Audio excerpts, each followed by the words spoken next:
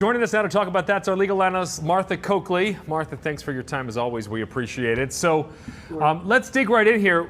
What do you make of this? So in some ways, it's not all that different from what happened in the first trial. She did not let the defense mention it in opening, and she is balancing the Commonwealth's right to trial, not to confuse the jury, by what we call someone else did it, some dude did it, not me. And third-party defense has a right to raise reasonable doubts, and so I think she has, in a short but carefully reasoned decision, and remember, she knows the evidence in this case, has said you can, for these two, develop evidence, but I'm not going to let you in opening or in the trial point evidence to Colin Albert as someone else who might have killed John O'Keefe. So it does tie the hands of the defense a little bit. Probably not unexpected for them, but it still gives them opportunities to claim someone other than Karen Read killed John O'Keefe, if they can develop that at trial. That's the key part here.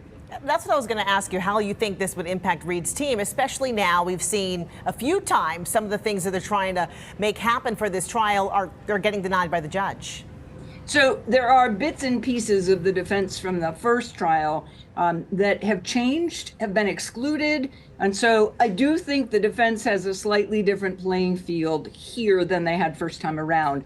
And the judge's decision here still leaves that door open that Karen Read was framed or that she didn't do it, but it's a narrower door for them to go through this time. No federal investigation to point to here. They have to develop evidence that either or both of these two people might have killed him.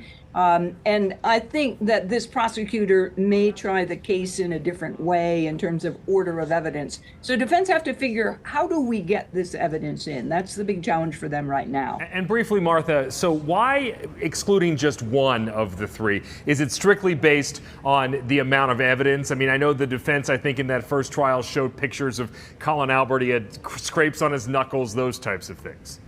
So the judge looked at a basis to argue that Colin Albert might have killed John O'Keefe. And she just made a determination really on the facts that there was not enough here for them to be able to argue at opening or even during the trial that a jury could find that he might have done this. They don't have to prove, obviously, that anyone else did it. They just have to raise a question. But she made a determination that, in fairness to the Commonwealth and not to confuse the jurors, she did not think there were enough facts for the defense to put that question to the jury. In other words, we think Colin Albert may have killed John O'Keefe. All right, Martha Coakley, former Massachusetts Attorney General. We always appreciate your insight. Thank you. Nice to see you both.